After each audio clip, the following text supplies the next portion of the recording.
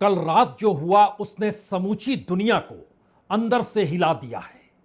और उसकी वजह यह नहीं है कि आने वाले वक्त में तेल या प्राकृतिक गैस या फर्टिलाइजर की कीमत बढ़ जाएगी।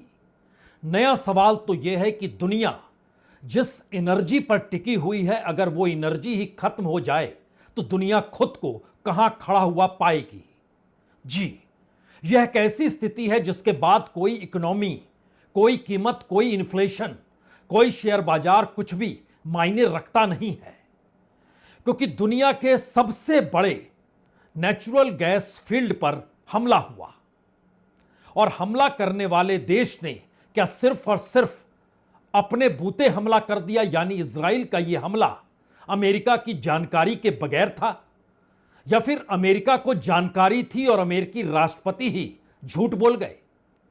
यह सवाल कुछ ऐसे है जिसने इस युद्ध को लेकर खुले तौर पर तीन बातों को उभार दिया है। पहली बड़ी बात तो यह है कि वाकई इजराइल और अमेरिका जिस युद्ध में कूदे हैं या जिस हमले के तहत युद्ध में स्थितियों को तब्दील कर चुके हैं, उसको लेकर कोई आपसी तालमेल नहीं है, या फिर इस दौर में एक भटकाव की स्थिति इस युद्ध को लेकर अमेरिका तक के भीतर समा चुकी है। दूसरी बड़ी बात है कि वो तमाम देश जो अपनी अर्थव्यवस्था और अपनी एनर्जी को लेकर अभी तक कुछ कह नहीं रहे थे, पहली बार उनके सामने भी ये सवाल खड़े हो गए कि अगर एनर्जी ही खत्म हो जाएगी या फिर लड़कों को बात करनी नहीं आती पृथ्वी पर है, अगर उसमें कमी आ जाए तो उसके बाद उस एनर्जी को वापस लाने में दशकों लग जाए, तो इस दौर में कौन सी इकोनॉमी, कौन सा शेयर बाजार और कौन सा इन्फ्लेशन काम करेगा? यह तो एक ऐसी स्थिति होगी जो दुनिया को ही एक नए तरीके के युद्ध में धकेल देगी। इसके साथ जुड़ी हुई पहली बार यह भी परिस्थिति आई कि अमेरिका के भीतर जो नेशनल इंटेलिजेंस ब्यूरो को संभालने वाली तुलसी गेबार्ड है, वह भी यह समझ नहीं पाई कि दरअसल तत्काल खतरा ईरान से कितना है, और इस युद्ध को लेकर जिस खतरे का जिक्र खुद राष्ट्रपति ट्रंप करते हैं, उस खतरे को लेकर वहां की इंटेलिजेंस क्यों नहीं समझ पाई। यानी यह कहना पड़ गया कि दरअसल इस वक्त नेशनल इंटेलिजेंस के डायरेक्टर भी राष्ट्रपति ट्रंप हैं। और तीसरी परिस्थिति है, कल रात जब ईरान ने हमले शुरू किए तो एक दो नहीं 9 देशों पे हमले कर दिए, और उसके साथ ही निशाने पर बोर्ड एग्जाम के बाद स्कूल वालों से बदला कैसे ले टॉप 3 हैक्स नंबर 1। आपको अपने स्कूल जैसे भी लेके जाना है और पूरे स्कूल को गिरा देना है और सारे टीचर से बोलना है, मैं आज चुन चुन के बदला लूंगा। जिसने मुझे जो पढ़ाया वो कुछ नहीं आया एग्जाम में। नंबर 2, आपको प्रिंसिपल की बेटी को अपने साथ चॉकलेट लेने के बहाने ले जाना है और किडनैप कर लेना है, और प्रिंसिपल से उसकी बेटी के बदले अपने और अपने ग्रुप की सारी फीस वसूली कर लेना है। नंबर 3, आपको उस टीचर के पास जाना है जो बहुत कॉन्फिडेंस से बोल रहे थे एग्जाम में ये क्वेश्चन पक्का आएगा, और बाद में वही नहीं आया हो। आपको वही एग्जाम पेपर की बत्ती बना के उसके डाल देना। इससे आपका पूरे स्कूल से सारे बदले पूरे हो जाएंगे। ऐसे ही शानदार हैक्स के लिए हमें फॉलो करें। बात यही रही, जिन देशों पे हमला हुआ, जिस तरीके से हमला हुआ, वो पहली बार किसी ऐसे इंफ्रास्ट्रक्चर को लेकर नहीं था, जो एयरपोर्ट हो, जो दूतावास हो, जो घर हो या पुल हो। दरअसल यह हमला पहली बार रिफाइनरीज को लेकर था। यानी जिस एनर्जी पर पूरी दुनिया चल रही है, उसको लेकर बेचैनी कैसे बढ़ती चली जा रही है, यह रात के हमलों में अगर नजर आया तो सुबह होते होते दुनिया के तमाम देशों की नींदें टूट गई। मैक्रोन ने जब फोन से बातचीत की ईरान से, कतर से, और यह कहा कि उनके भीतर बेचैनी है कि दरअसल इस तरीके से तो पूरी दुनिया आग में झुलस जाएगी, कम से कम इस तरीके के हमले होने नहीं चाहिए। ईरान ने जवाब दिया कि हमला इजराइल और अमेरिका कर रहा है, आपने एक बार भी विरोध किया? दरअसल यह सवाल कैसे धीरे धीरे आगे निकलते चला जा रहा, और पहली बार अमेरिकी राष्ट्रपति ने कहा कि इजराइल ने जो हमला किया हमें जानकारी नहीं थी और अब वो हमला नहीं करेगा। यानी ट्रंप अपनी दादागिरी के आसरे जिन बातों का जिक्र इससे पहले युद्ध को लेकर कर रहे थे, एक झटके में उन्हें यह क्यों कहना पड़ गया अब हमला नहीं होगा। लेकिन कतर पे जो ईरान ने हमला किया तो वह भी गांठ बांध ले, वह भी हमला नहीं करेगा।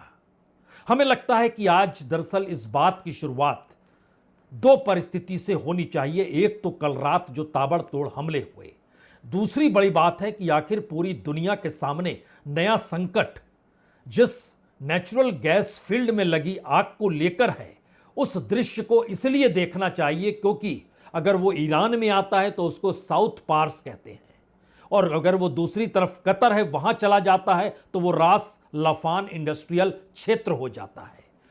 मानचित्र पर जरा देखिए, जिस फील्ड में इस तरफ और उस तरफ दोनों तरफ आग लगी हुई है, और ये दुनिया का सबसे बड़ा नेचुरल गैस फील्ड है।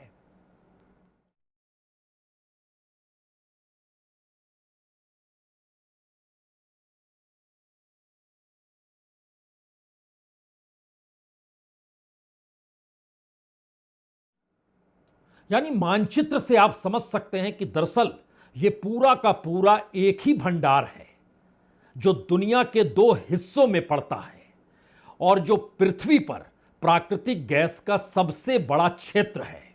लगभग 9,700 स्क्वायर किलोमीटर में यह फैला हुआ है। यानी कतर जितना बड़ा देश है उतना बड़ा यह पूरा का पूरा फील्ड है जो नेचुरल गैस से है, और दुनिया की 20% जो एलएनजी है वहीं से पूरी होती है।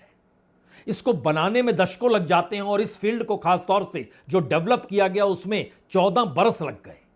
और इतना ही नहीं, $70 बिलियन खर्च हुआ।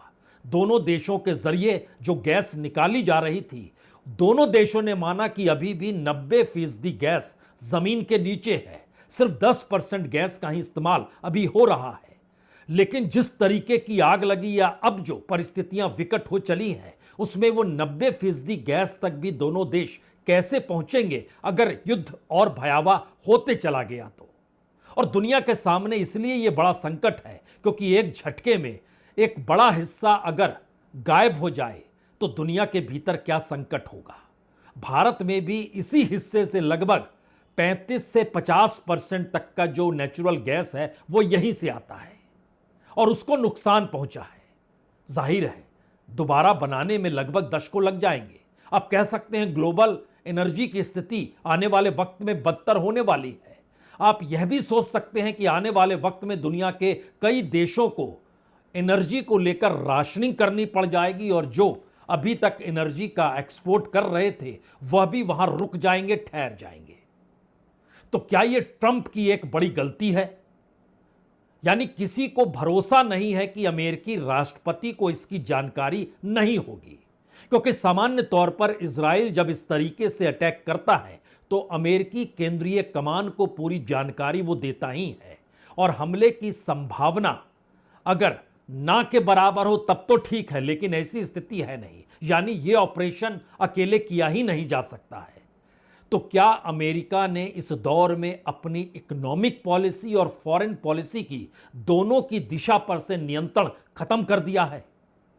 क्योंकि ट्रंप इस गलती को तो कर चुके हैं, क्योंकि जब वो सोच रहे थे कि दरअसल हम हमला कर दें, उससे पहले एक परिस्थिति जो पेंटागन CIA के लोग अपने तौर पर चर्चा कर रहे थे और बता रहे थे कि दरअसल हालात अगर युद्ध तक चले जाएं तो यह युद्ध माना जाएगा, लेकिन अगर अमेरिका और इजराइल हमला करेंगे तो यह युद्ध से ज्यादा दो देशों का हमला बताया जाएगा।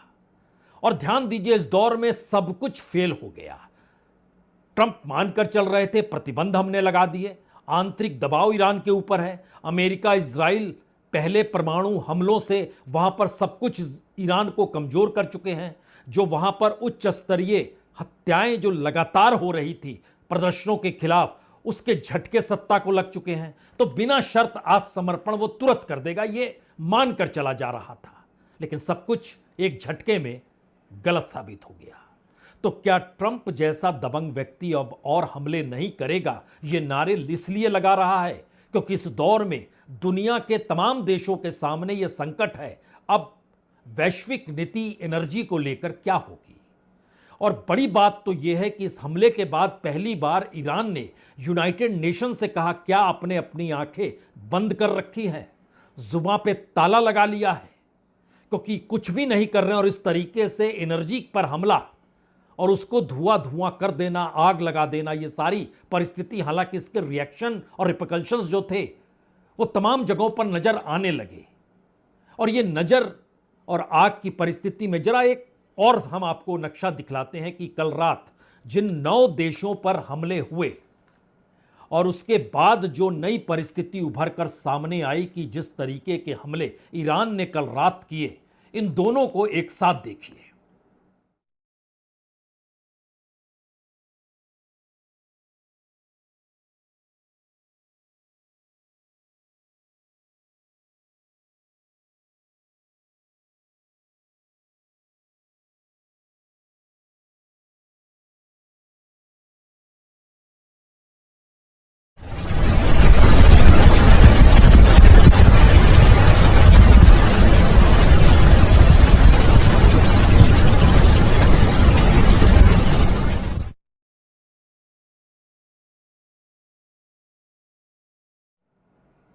ये आग बुझेगी नहीं, क्योंकि ईरान के जो साउथ पार्स है और जो कतर का रास लफान औद्योगिक क्षेत्र है, दोनों में अभी भी आग लगातार धधक रही है। इन सब के बीच सऊदी अरब की 2 रिफाइनरी भी जल रही है।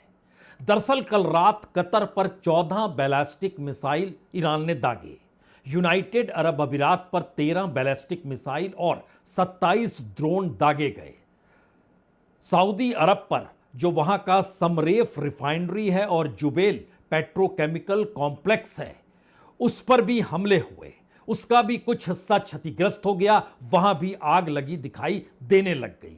कुवैत के भीतर बैलिस्टिक मिसाइल दागे गए। बहरीन में जो अमेरिकी 5th फ्लीट का हेडक्वार्टर है वो फिर से निशाने पर आया। ओमान में जो इंडस्ट्रियल जोन है वो निशाने पर आ गया। जॉर्डन और इराक को भी बख्शा नहीं गया। और यहीं से यह सवाल खड़ा हुआ कि अगर यह हमला ईरान पर अमेरिका और इजराइल दोनों ने मिलकर किया है, तो दुनिया की कौन सी संस्था है जो अमेरिका से कहेगी कि आप ये क्यों कर रहे हैं? और शायद इसीलिए अमेरिकी राष्ट्रपति ने खुद अपने तौर पर एक सोशल मीडिया में अपनी बातों को रखना शुरू कर दिया। हालांकि उससे पहले जो इस्लामिक रिपब्लिक के जो रेवोल्यूशनरी गार्ड है, उन्होंने खुले तौर पर यह ऐलान कर दिया कि हम आपको एक बार फिर चेतावनी देते हैं कि अपने इस्लामी गणराज्य के ऊर्जा ढांचे पर हमला करके जो बड़ी गलती की है उसका बदला लिया जाएगा, और अगर इसे दोहराया गया तो आपके और आपके सहयोगियों के ऊर्जा ढांचे पर हमले तब तक नहीं रुकेंगे जब तक उसे पूरी तरीके से नष्ट नहीं किया जा सकता। यानी अमेरिका और इजराइल और उसके सहयोगी देश।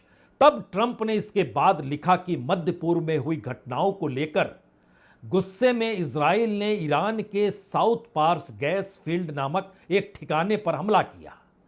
पूरे क्षेत्र का केवल एक छोटा सा हिस्सा ही प्रभावित हुआ है। अमेरिकियों को इस हमले की कोई जानकारी नहीं थी, इस बात का जिक्र अमेरिकी राष्ट्रपति कर रहे हैं। और कतर का इससे किसी भी तर्क का कोई लेना देना नहीं था, तो फिर इस हमले के काउंटर में कतर पे हमला क्यों किया गया?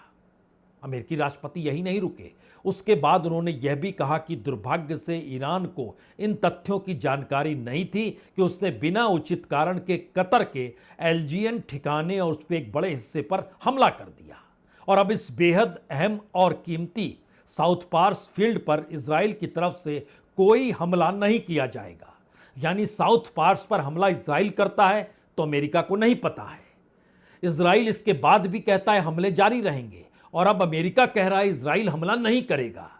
यानी इस अंतर्विरोध की परिस्थिति में दुनिया के सामने यह सवाल और बड़ा हो गया, ये रास्ता आखिर में किधर जाएगा? क्योंकि ऐसी स्थिति में अमेरिका इजराइल की मदद या सहमति के साथ बिना साउथ पार्स पर हमला दोनों के मिलकर ना होने की स्थिति में कोई ऑपरेशन संभव हो ही नहीं सकता है। इसका जिक्र अमेरिकी विशेषज्ञ भी करने लग गए।